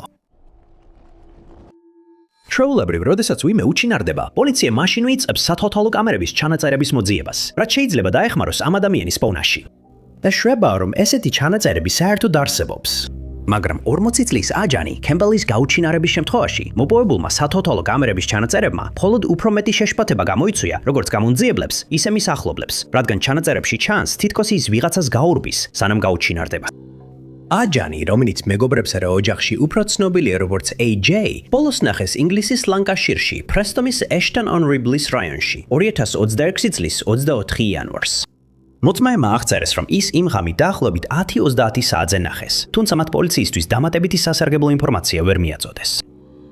როდესაც ის იმ ღამით სახლში არ დაბრუნდა, იგი დაკარგულად გამოცხადდა და იმ რაიონში, სადაც ბოლოს ნახეს, სათვალთვალო კამერები შეამოწმეს. და სწორედ მაშინ გამძიებლებმა გააკეთეს შოკის მომგვრელი აღმოჩენა, რამაც ისინი ძალიან ააღელვა მისი უსაფრთხოების გამო. ვიდეო ჩანაწერში ჩანს, როგორ გარბის AJ სწრაფად სტოქსის ქუჩიდან ბლეკპულის გზაზე. ის გადადის გზაზე, სიჩქარეს უმატებს და კამერის ხედვაში რჩება დაახლოებით 10 წამის განმავლობაში. როცა ის უახლოვდება კუთხეს, მოულოდნელად ანელებს სვლას და სწრაფად იწყებს სიარულს. შემდეგ კი აუხსნელად წყვეტს, რომ ისევ გადაკვეთს ქუჩას საპირისპირო მხარეს და უკან იყურება იმ მიმართულებით, საიდანაც მოვიდა. შემდეგ ის გადადის Shelley Road-ზე და ქრება ხედვიდან. ესევე შემოწმდა სხვა კამერებიც ამ ტერიტორიაზე, მაგრამ მათზე AJ-ის კვალი აღარ ჩანს და მისი ოჯახი მოუთმენლად ელის სიახლეებს იმის შესახებ, თუ სად წავიდა ის ამ დანახვის შემდეგ. ვარაუდობენ, რომ მას ვიღაცა მისდევდა, მაგრამ რადგან ვიდეოში სხვა არავინ ჩანს და ბოლოს ის ნელა მიდის, ეს ვერ დადასტურდა.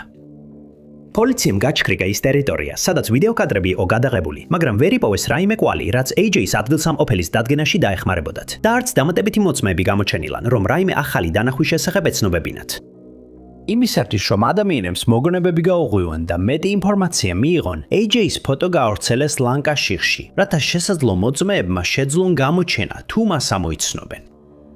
პოლიციამ ხაზგასმით აღნიშნა, რომ არ მიიჩნევა, რომ AJ რაიმე გასაჭირშია და არც რაიმე ცუდი აქვს ჩადენილი. მათ დაამატეს, რომ მათი მთავარი მიზანია მხოლოდ AJ-ის პოვნა და უსაფრთხო დაბრუნება მის საყვარელ ადამიანებთან. მათ დაამატეს, რომ კიდევ რამდენიმე საძიებო ოპერაცია იგეგმება და საზოგადოებას თხოვეს ხურადღებით იყვნენ თუ ვინმე მის შენიშვნა. ესეთ შემთხვევაში მათ უნდა დაუკავშირდნენ შესაბამის ორგანოებს, რაც შეიძლება სწრაფად და აღნიშნული ტერიტორია საფუძვლიანად იქნეს გაჩრეგილი. ცნობილია, რომ AJ-ს აქვს კავშირები Prestonis Avenue-სა და New Hollis რაიონებთან. ასევე მას აქვს კავშირები ლონდონსა და მანჩესტერთან. მაგრამ ნაკლებად სავარაუდოა, რომ მან უბრალოდ ამ რაიონებიდან ერთ-ერთში გადაინაცვლა, რადგან ასეთ შემთხვევაში ალბათ ოჯახს აუცილებლად დაუკავშირდებოდა. საქმე გადაუდებლად განიხილება და გაუნძიებლები ყველა მიღებულ კვალს ყურადღებით გამოიკვლევენ. დეტალური აღწერა ხელმისაწვდომი არ არის, მაგრამ სამეთვალყურეო კამერის ჩანაწერში ის შავ პალტოში და შავ ქუდშია გამოჩენილი. ერთ-ერთ გამოქვეყნებულ ფოტოზე მას ასევე სახის ნიღაბი უკეთია პირზე. ვინც ამ საქმესთან დაკავშირებით დამატებით ინფორმაციის მიწოდებას შეძლებს, უნდა დაუკავშირდეს ეროვნული საგანგებო ნომერს 999 ან დარეკოს 101-ზე და მიუთითოს ჩანაწერის ნომერი 1159 25 იანვრის. Max Headroom-ის მაუწყებლობის სიგნალის შეჭრა, ყველაზე ცნობილი ტელევიზიის გატეხვის შემთხვევა, რომელმაც 1987 წლის 22 ნოემბერს 7 კვირა დღეს ჩიკაგოს მაყურებლები შეძრა. ეს იყო საღამოს ახალი ამბები, რომელიც ფონზე ციმციმებდა. წამყვანი მზად იყო და იმ დღის მოვლენებს კითხულობდა, ტრაგედიებიდან გამარჯვებებამდე. მაყურებლები სწორედ ამ ნაცნობ რუტინაში ეწყვნენ, როცა WGN TV-ს ეთერი მოულოდნელად ყველაზე შემზარავი ტელევიზიის გატეხვით შეწყდა. სტატიკის ხმა მიანიშნა იმ მომენტს, როცა რეზინის Max Headroom-ის ნირბიანმა კაცმა საინფორმაციო ოთახის კადრი ჩაანაცვლა.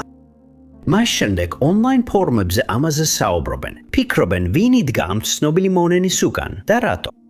მაგრამ როგორც ჩანს, არავინ ფიქრობდა იმავე სამხრეთის ტელევიზიის ჩარევის შესახებ. მეორე შემთხვევა ბევრად უცნაური იყო, კიდევ უფრო ბნელი დეტალებით, რომლებმაც დიდი ბრიტანეთი პანიკაში ჩააგდო. სამხრეთის ტელევიზიის ჩარევა მთელი 10 წლით ადრე მოხდა, ვიდრე Max Headroom-ის ინციდენტი.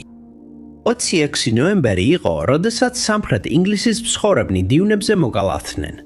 შაბათი იყო დაახლოებით საღამოს 5 საათი და 10 წუთი. როდესაც ITN-ის Andrew Gardner-ი სტუდიის ყვითელი კედლის წინ დაჯდა და დაიწყო საუბარი მნიშვნელოვან საკითხზე, რომელიც იმ ქვეყანაში, რომელსაც დღეს ზიმბაბვე ქვია, მოხდა.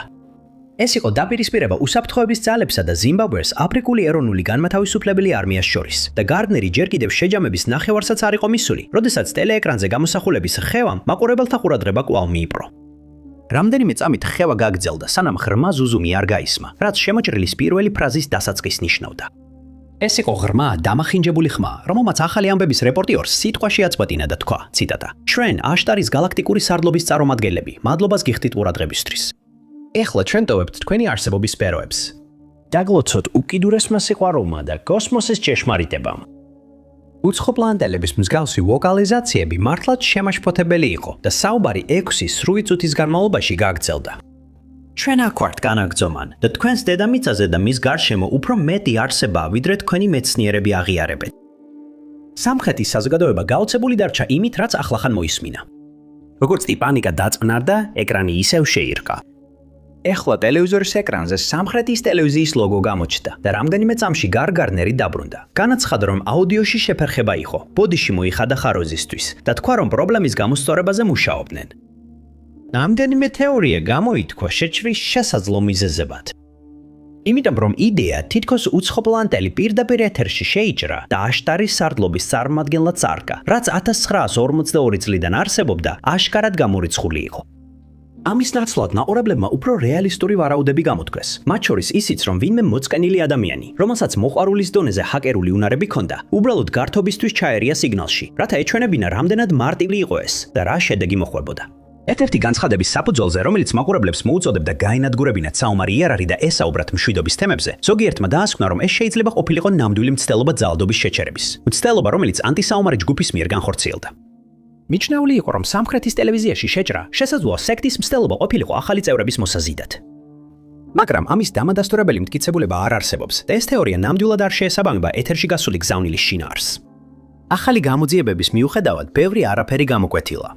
დამნაშავე, თუკი სამართალდამცავებმა ის გამოავრინეს, საზოგადოებისთვის უცნობია, ისევე როგორც უცნობია მოტივები ამ უცნაური შეჭრის უკან, რომელიც ამ ვიდეოს მომენტისთვის კვლავაც დამაბნეველს აიდუმლოთ და UK TV-ისთვის ბნელ მომენტად რჩება.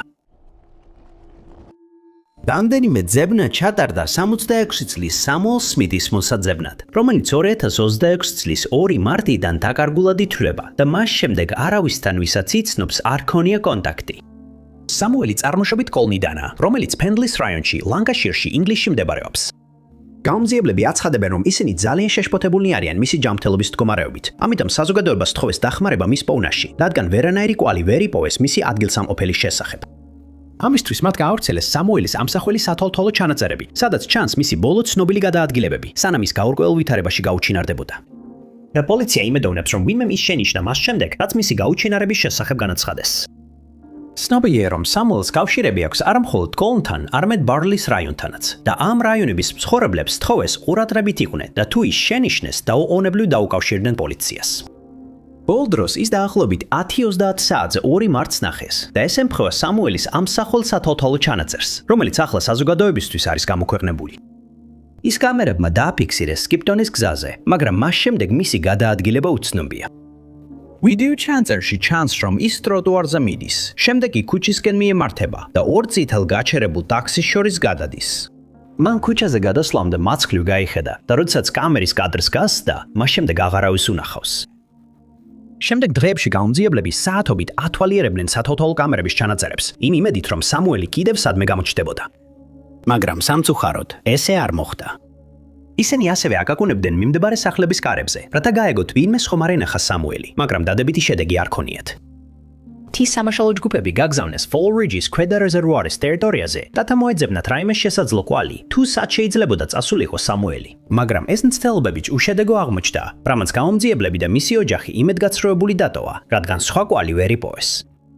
დროის გასვლასთან ერთად მისი ოჯახი სულ უფრო მეტად ღელავს მის მდგომარეობაზე და არაერთი მოწოდებით მიმართა საზოგადოებას, რომ თუ რამე იციან სამუელის საქმეზე, გამოეხმაურონ. იმედი აქვთ, რომ ასეთი ინფორმაცია მალე მიიღება.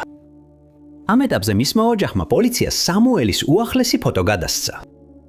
და ეს ფოტო ფართოდ გავრცელდა, რათა რაც შეიძლება მეტი ადამიანი შეიტყოს მისი გაუჩინარების შესახებ. რაც უფრო მეტ ადამიანს ნახავს ამ ფოტოს, მით უფრო დიდია შანსი, რომ ვინმეს მნიშვნელოვანი დეტალი გაახსენდეს. პოლიციამ ასევე განაცხადა, რომ ისინი იწყებენ ციფრულ გამოძიებებს, თუმცა თავი შეიკავეს იმის გამხელისგან, თუ რას მოიცავს ეს გამოძიებები. შესაძლებელია, რომ ისინი აგვერდებიან სამუელის საბანკო ანგარიშებს, თუ რაიმე აქტივობას შენიშნავენ. მაგრამ ეს მხოლოდ ვარაუდია, რადგან გამოძიება ჯერ კიდევ მიმდინარეობს. სამუელი აღწერილია როგორც მოკლე, ჭაღარათმით და ღია ფერის თვალებით. ის დაახლოებით 6 ფუტის სიმაღლისაა, უმეტესად ატარებს სათვალეს და მისი გაუჩინარების დროს ჰქონდა ჭაღარა და წითელი წვერი. ბოლო ნახვისას მას ეცვა შავი პალტო და შავი შარვალი. ასევე შესაძლებელია, რომ მასთან ჰქონდა შავი ტყავის ქურთუკი და Sainsbury's სუპერმარკეტის ჩანთა. თუ გაქვთ რაიმე ახალი ინფორმაცია სამუელის საქმეზე, გთხოვთ დარეგოთ საგანგებო ნომერზე 999 ან ალტერნატიულად 101-ზე მიუთითოთ ჩანაწერი 0652 მარტის. 90-იან წლების შუა და ბოლოს ალ კაპონე ქალაქის მთავარი თემა იყო.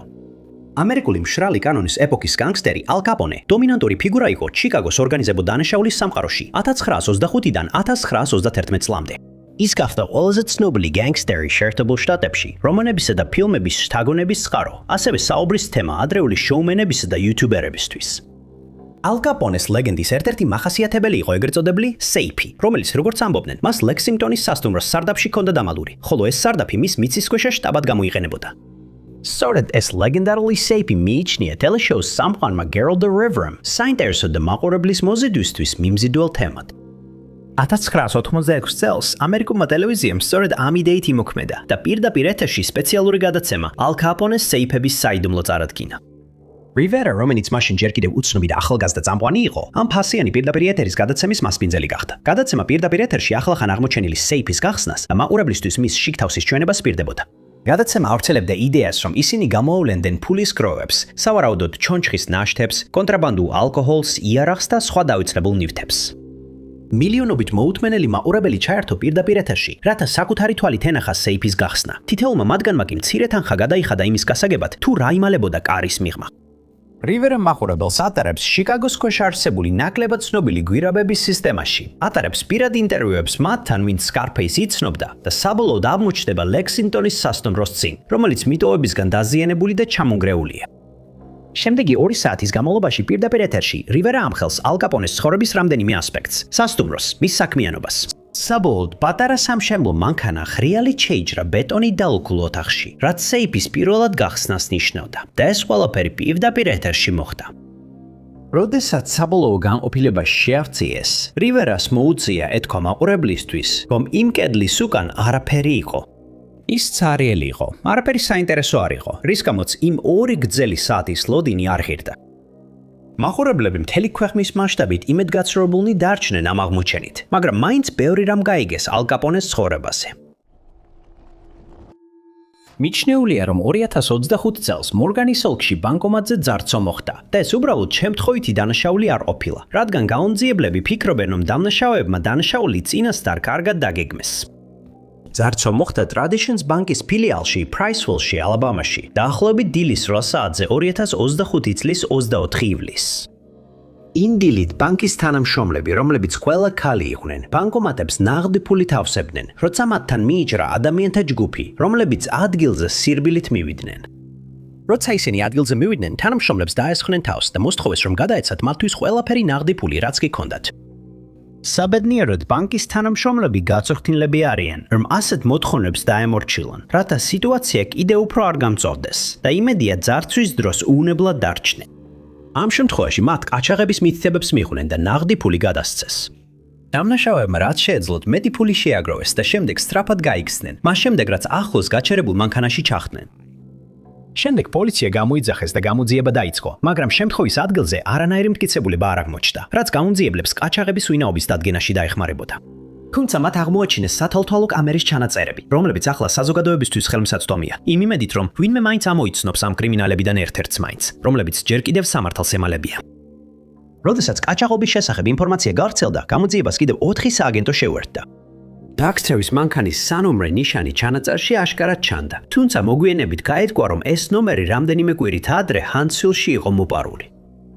გარდა ამისა, მიიჩნევა, რომ ყაჩაღები სავარაუდოდ Priceville-დან არ არიან, რადგან მათ მარტივად შეეძლებოდათ ბანკთან მისვლა, რადგან ის Interstate 65-თან ახლოს მდებარეობს. საინტერესოა, რომ არც ერთ ყაჩაღს იარავი არ ჰქონდა, რის გამოც არც ერთი თანამშრომელი არ დაშავებულა, რადგან მათ შეძლეს შენობაში გაქცევა და სამართალდამცავებისთვის შეტყობინების გაგზავნა. გაუნძიებლებმა გადაწყვიტეს არ გაამჟღავნონ რამდენი თანხა იქნა მოპარული, თუმცა განაცხადეს, რომ ეს დიდი რაოდენობა იყო. მიუხედავად იმისა, რომ ყაჩაღები თითქმის უეჭველად სხვაგაინდან არიან, იმედი აქვს, რომ ვინმე მათ ამოიცნობს და ისინი მალე დააგავებენ, რათა პასუხისგებაში მიეცნენ. ვიდეო ჩანაწერში ისინი ჩაცმულები არიან მუქი ტანსაცმლით, ჰუდებით, ხელსათმანებითა და სახის ნიღბებით, თუმცა ერთ მამაკაცს აცვია უფრო ღია ფერის ჯინსები და ყველა გამხდარი აღნაგობის ჩანს. საუბარი მიდის მუქი ფერის სედანზე, მაგრამ უცნობია დაეხმარება თუ არა მისი პოვნა ეჭვმიტანილების იდენტიფიცირებაში. ვიდეო ჩანაწერში ჩანს, რომ დანაშაულს 3 მამაკაცის ჩადის, თუმცა ვარაუდობენ, რომ ამ საქმეში შესაძლოა მეოთხეც იყოს ჩართული. თუმცა ეს ჯერჯერობით დადასტურებული არ არის. ასევე გაერკვა, რომ შემთხვევამდე რამდენიმე კვირით ადრე სხვადასხვა რაიონში რამდენიმე მსგავსი ძარცვა მოხდა, თუმცა უცნობია იგივე მძარცველთა ჯგუფმა ჩაიდინა თუ არა ისინი. დამონძიებლებმა საზოგადოებას თხოვეს ყურადღებით დააკვირდნენ გამოქვეყნებულ ფოტოებს და თუ რომელიმე დამნაშავეს იცნობენ, დაუკავშირდნენ მათ. ვისაც მსგავსი ინფორმაცია აქვს, თხოვენ დაუკავშირდეს Priceville-ის პოლიციის დეპარტამენტს ნომერზე 256 350 4613. დამრგველებს შეუძლიათ ანონიმურად დარჩენა თუ ასე სურთ. ეს იყო 1991 წლის 3 მარტის ადრეული დილის საათები, როდესაც Rodney Glenn Kingi, Bryant Allen და Freddie Helmsy ლოს-ანჯელესში 2 საათი ავტომაგისტრალზე მიდიოდნენ. როდნის წინა ღამით რამდენიმე სასმელი ჰქონდა დალეული და სავარაუდოდ სიჩქარის ზღვარს აჭარბებდა. მანქანამ, რომელშიც ისინი ისხდნენ, კალიფორნიის გზატკეცილის პატრულის თანამშრომელი Solkmris, Tim და Malney სინგერების ყურადღება მიიპყრო. მათ ციმციმები ჩართეს და Hyundai XL-ს დაედევნენ. როდნი, როგორც ამბობდნენ, შეშფოთებული იყო სიმთვრალეში მანქანის მართვის ბრალდებით, რაც ვადამდე გათავისუფლების პირობების დარღვევა იქნებოდა. ამიტომ მან პოლიციას 8 მილზე გრძელდევნაში გაუძღვა, რათა ჯარიმის თავიდან აცილება ეცადა. ბოლოს მან გააცნობიერა, რომ ეს მცდელობა უშედეგო იყო და მანქანა გაჩერდა მას შემდეგ, რაც გზაზე 117 მილის სიჩქარით მიაქროლა. მაგრამ სანამ როდნი მანქანა გააჩერა, მის უკან უკვე 3 მანქანა და 1 ვერტფრენი იყო. მძღოლს და ორმგზავრს უბრძანეს, რომ მანქანიდან გადმოსულიყვნენ, ელოდნენ სწრაფ დაპატიმრებას და შემდგომ ბრალდებას, როგორც ასეთ სიტუაციებშია მიღებული. მაგრამ ამის ნაცვლად მათ უპრეცედენტო სისასტიკე დახვდათ. ელენმა და ჰელმსმა დაუყოვნებლივ შეასრულეს ბრძანება, მაგრამ მაინც სასტიკად სცემეს. როდნი მანქანიდან გამოსვლას მეტი დრო მოანდომა და როცა გამოვიდა პოლიციამ, რომელიც ეჭობდა, რომ ის ნარკოტიკების ზემოქმედების ქვეშ იყო, იფიქრა, რომ მას იარაღი ჰქონდა. შემდეგ სერჟანტ სტეისი კუნის ბრძანებით 4 ოფიცერი როდნის დაესხა თავს და დაამორჩილა. ეს 4 იყო ლოურენს პაუელი, თეოდორ ბრიზნო, თიმოთი ვინდი და როლანდო სოლანო. და მათ აღმოაჩინეს, რომ როდნი ნარკოტიკების ზემოქმედების ქვეშ არ იყო და არც დაშავებულა. მახლობლად მცხოვრები ჯორჯ ჰოლიდეი ხმაურმა გააღვიძა, რომელიც ინციდენტს მოჰყვა და მან მაშინვე დაიწყო ჩაწერა. მან დააფიქსირა ძალაუფლების ბოროტად გამოყენების ნათელი მაგალითი. 53 დარტყმა ხელკეტით პოლიციელების რამდენიმე ციხლი და ასფალტზე თრევა, სანამ სამედიცინო დახმარებას ელოდნენ. როდნი კინგს სახის მოტეხილობა, მოტეხილი კოჭი, დამტრეული კბილები და მუდმივი ნევროლოგიური დაზიანება ჰქონდა მიღებული. იმ ღამეს ჰოლიდეის მიერ გადაღებული ვიდეო საჯაროდ გავრცელდა, რის შემდეგაც ჩატარებულმა გამოკითხო მაჩვენა, რომ 92%-ს ჯეროდა ოფიცერმა გადამეტებული ძალა გამოიყენა. გაახლოებით 1 კვირის შემდეგ 4 პოლიციელს ბრალი წაუკენეს ძალადობასა და გადამეტებული ძალის გამოყენებაში. სასამართლო პროცესი არამართლიანად მიიჩნიეს, ამიტომ მეორე რასობრივად მრავალფეროვანი ნაფიც მსაჯულები მოიწვიეს. ხელხალი სასამართლო პროცესი 1992 წლის აპრილში დაინიშნა და თითქმის 1 კვირიანი მსჯელობის შემდეგ 4-ვე პოლიციელი გამართლდა. საზოგადოების რეაქცია ამაზე სრული ქაოსი იყო. ამ რეაქციას 1992 წლის ლოს-ანჯელესის აჯანყებები ეწოდა, სამოქალაქო არეულობათა სერია, რომელიც ცენტრალურ ლოს-ანჯელესში 29 აპრილს დაიწყო 1 საათის შემდეგ, რაც მერმა გამართლების გადაწყვეტილება გამოაცხადა. ამის საპროტესტოდ მოზარდები ჯგუფი ქუჩებში გამოვიდა და შურის ძიება საზოგადოებაზე იძია. თან ამბობდნენ, ეს როდნი კინგისთვისაა. აჯანყებები დაიწყო ახალგაზრდა მამაკაცების მცირე ჯგუფით, რომელიც სწრაფად გაიზარდა და ასეულებს მიაღწია. ერთხელ ისინი ლოს-ანჯელესის ქუჩებში გამოვარდნენ, ბიტებით ურტყამდნენ მანქანებს, მაღაზიებს ძარცვავდნენ და ცეცხლს აყენებდნენ. პირველ ღამეს, მიუხედავად არეულობისა, პოლიციამ არაფერი გააკეთა. მათ უბრძანეს დაეხიათ და არ გაეთვალისწინებინათ 9 ერთ-ერთზე შემოსული ზარები არეულობისა და ძარცვის შესახებ. როდესაც ლოს-ანჯელესის მოსახლეობამ გააცნობიერა, რომ არეულობა არ წყლებოდა განაჩენის გამოცხადებიდან რამდენიმე საათის შემდეგაც კი კამერებმა გადაღება დაიწყეს. NBC-ლის არქივებში ინახებოდა პირდაპირ ეთერის კადრები, რომლებმაც იმ მომენტიდან განვითარებული მოვლენები დააფიქსირეს. ერთწუთიან დაუმშავებელ კადრებში ვხედავთ, რა მასშტაბი მიიღო იმან, რაც მცირე პროტესტით დაიწყო. ფონზე ცეცხლი მძვინვარებს, კვამლის სვეტებით სასამუქებს და ნამდვილ დღის ხანძარს გავს. ქუჩებიდან გადაღებული კადრები აჩვენებს მანქანების საცობს და მაცხოვრებლებს, რომლებიც ქუჩებში დარბიან და წაღებულ ნივთებს მიათრევენ. ჟურნალისტებმა დააფიქსირეს დაძაბული მომენტები პოლიციასა და აჯანყებულებს შორის, სადაც სამართალდამცველები მიზანმიმართულად ცდილობდნენ სიტუაციის კონტროლს. მანქანები დაწვეს, დროშები ცეცხლში გაახვიეს, მაღაზიების ვიტრინები დააზიანეს. ეს იყო სრული ანარქია, რომელიც პირდაპირ ეთერში გადაიცემოდა, რათა დანარჩენ ქვეყანასაც ენახა. 6 დღის განმავლობაში არეულობა გრძელდებოდა, რამაც რამდენიმე 1000 დაშავებული გამოიწვია როგორც ხალხის, ისე პოლიციის მხრიდან. მინიმუმ 6000 ადამიანი დააკავეს, 2000 ბიზნესი განადგურდა და ქალაქში ზარალმა $1 მილიარდ მიაღწია. 1993 წელს იუსტიციის დეპარტამენტმა კიდევ ერთი სასამართლო პროცესი ჩაატარა იმ 4 ოფიცრის წინააღმდეგ, რომლებიც აჯანყების წაუნწყებებად მიიჩნეოდნენ. 2 ოფიცერი 30 თვეს ციხეში გაატარებდა, ხოლო დანარჩენები გამართლდნენ, მაგრამ ლოს-ანჯელესის პოლიციიდან გაათავისუფლეს. როდნი კინგს საბოლოოდ $3.8 მილიონი მიენიჭა. კალიფორნიის ოკლენდის მუზეუმი ამჟამად თანამშრომლობს FBI-ს ხელოვნების ჯგუფთან, რათა დაადგინოს, ვინ გაძარცვა მუზეუმი და წაიღო დაახლოებით 1000 არტეფაქტი 2025 წლის ოქტომბერში. სააგენტომ გაავრცელა შემთხვევის სათვალთვალო კამერის ჩანაწერი და სთხოვა ყველას, ვინც ამით ამოიცნობს ორ დამნაშავეს, გამოჩნდნენ, რათა ისინი დააგავონ. აჯანყება განხორციელდა იმ წლის 15 ოქტომბრის დილის საათებში მუზეუმის ერთ-ერთ გარე საცავში. მოპარული უფრო ძვირფასი ნივთებიდან რამდენიმე იყო ამერიკელი აბორიგენების ნაკსოვი კალათები, თუმცა ქურდებმა გაცილებით მეტი წაიღეს. ნივთებს შორის იყო სამკაული, დაგერეოტიპები, scrimshaws არტეფაქტები, პოლიტიკური კალმები, ჯილდოს ლენტები, სუვენირის ნიშნები და თუნდაც ლეპტოპები, რომლებიც თანამშრომლებს იქ ჰქონდათ დატოვებული. მიუხედავად იმისა, რომ ასეთი ტიპის ძარცვები უმეტესად წინასწარ არის დაგეგმილი, პოლიცია მიიჩნევს, რომ ეს შემთხვევითი შესაძლებლობის დანაშაული იყო და რომ ძარცველები უბრალოდ არასწორ დროს აღმოჩნდნენ არასწორ ადგილას. ძარცვა დაახლოებით დის 3 საათსა და 30 წუთზე მოხდა, როდესაც საწყობში უსაფრთხოების თანამშრომლები არ იმყოფებოდნენ. თუმცა შენობა აღჭურვილი იყო სიგნალიზაციითა და სათვალთვალო კამერებით, მაგრამ სიგნალიზაცია არ ჩაივთო, როდესაც ორი დამნაშავე ობიექტში შევიდა. მეორე დილი თანამშრომლები სამუშაოზე მივიდნენ და შოკში ჩავარდნენ, როდესაც გააცნობიერეს, რომ ძარცვა მოხდა. შემდეგ მათ დაავალეს გაერკვიათ, რომელი არტეფაქტები იყო დაკარგული და გაირკვა, რომ დაახლოებით 1000 ნიუთი იყო მოპარული. დაზღვევის ექსპერტები კვლავაც აქტიურად მუშაობენ, რათა დაადგინონ ამ ნიუთების ფულადი ღირებულება. ამასობაში FBI-მ გაავრცელა უსაფრთხოების კამერის ჩანაწერი, რომელმაც იმ დილით ორი მამაკაცი დანაშაულის ჩადენის დროს დააფიქსირა. ჩანაწერში ჩანს, როგორც შედის ერთი მამაკაცი კამერის ქვემოდან კადრში, ხოლო მეორე ოთახის მეორე ბოლოდან უახლოვდება. მათ სახეებს კამერისთვის ნიღმები ფარავს და მიუხედავად იმისა, რომ სწრაფად მოძრაობენ, არ ჩანს, რომ პანიკაში არიან ან ძალიან ჩქარობენ თავიანთი ბოროტის საქმის დასრულებას. შემდეგ გარეთ ტერიტორიაზე დამონტაჟებული სხვა კამერა აჩვენებს, როგორ მიდის ერთ-ერთი მამაკაცი ჯერ კამერისკენ, შემდეგ კი კამერიდან შორს, თან ისე, რომ პირზე და ცხვირზე რაღაც ნაჭერი აქვს აფარებული, რათა თავისი მინაობა დაფაროს. უნდა აღინიშნოს, რომ ყველა არტეფაქტი, რომელიც ამ ობიექტში ინახება, მუზეუმში გამოსაფენად განკუთვნილი არ არის. თუმცა ისინი მაინც კულტურული მნიშვნელობისაა, ამიტომაც გაუნძიებლები ყველაფერს აკეთებენ, რომ დაადგინონ დამნაშავეები და ნივთები დააბრუნონ იმ ობიექტში, სადაც მათი ადგილია. რადგანაც ამ ორ მამაკაცს კონკრეტული ნივთები არ მოუძებნია, მიიჩნევა, რომ ისინი უბრალოდ შემთხვევით შევიდნენ შენობაში და იმ წამსვე გადაწყვიტეს, რაც შეიძლება მეტი არტეფაქტი მოეპარათ. ორიდან პირველი მძარცველი აღწერილია როგორც გამხდარი აღნაგობის, ეცვა ლურჯი ჯინსები, გრძელმკლავიანი კუბოკრული პერანგი, თეთრი სახის ნიღაბი, შავი ნაკსოვი ქუდი და შავი ფეხსაცმელი. მეორე მძარცველი იყო მსხვილი აღნაგობის, ეცვა ლურჯი შარვალი, ლურჯი ხუდი, შავი ხელთათათმანები და თეთრი ფეხსაცმელი შავი დეტალებით.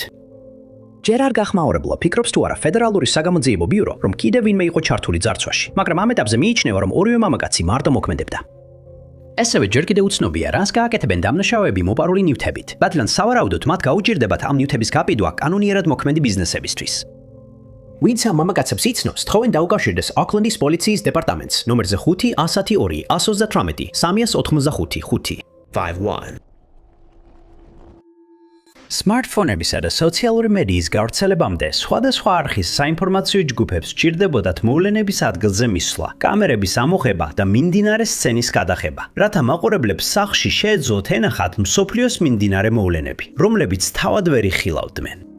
ასეც მოხდა 2004 წლის Boxing Day-ზე, როდესაც Sky News-ის ჟურნალისტები და ოპერატორები სასწრაფოდ ჩასდნენ ვერტპრენში და ინდონეზიისკენ გაემართნენ.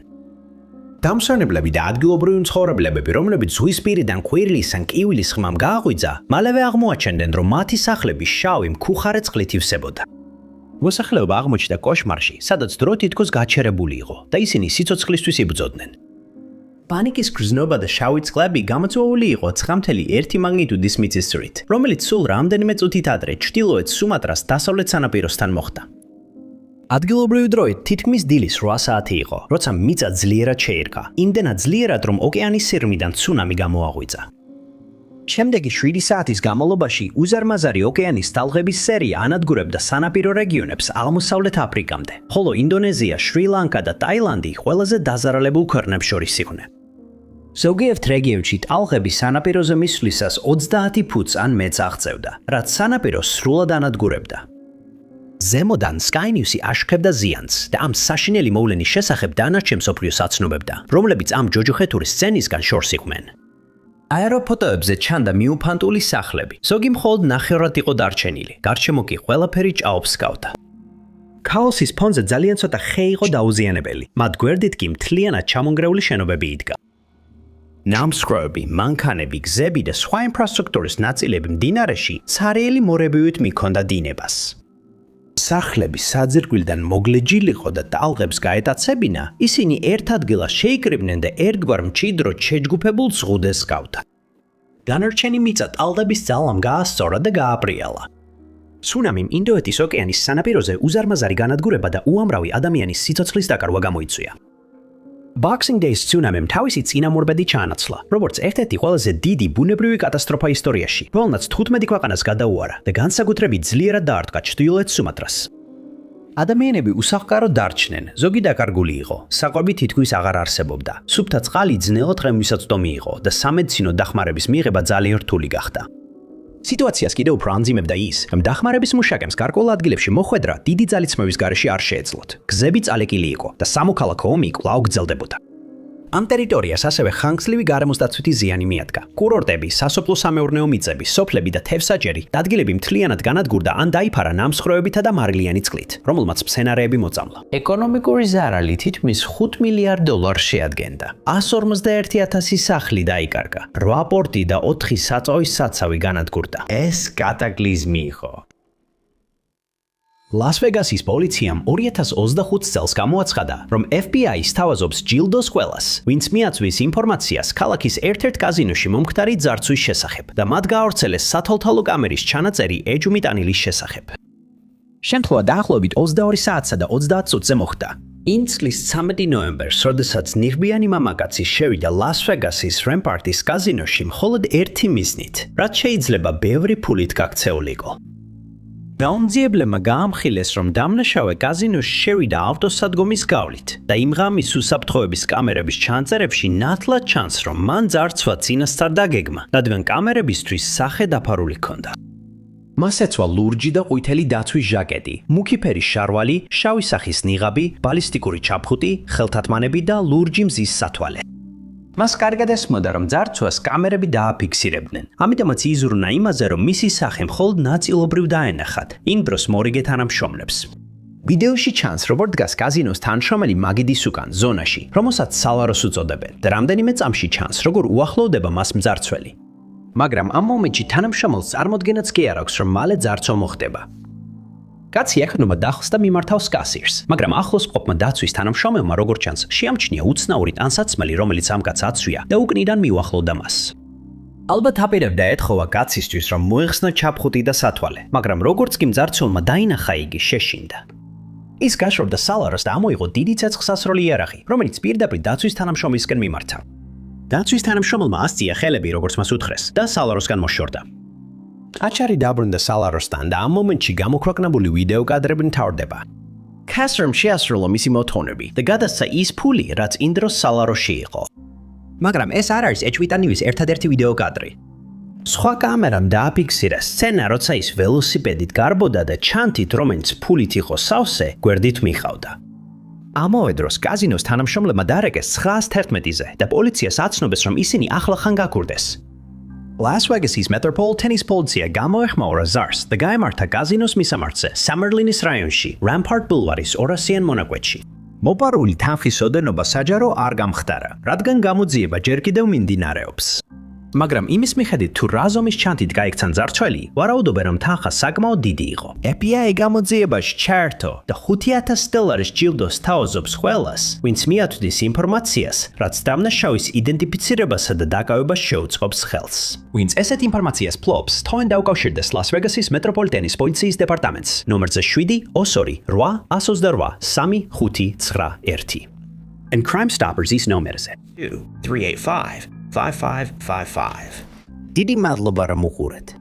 თუ მოგეწონათ ეს ვიდეო, აუცილებლად დააწექით ლაიქის რილაქს.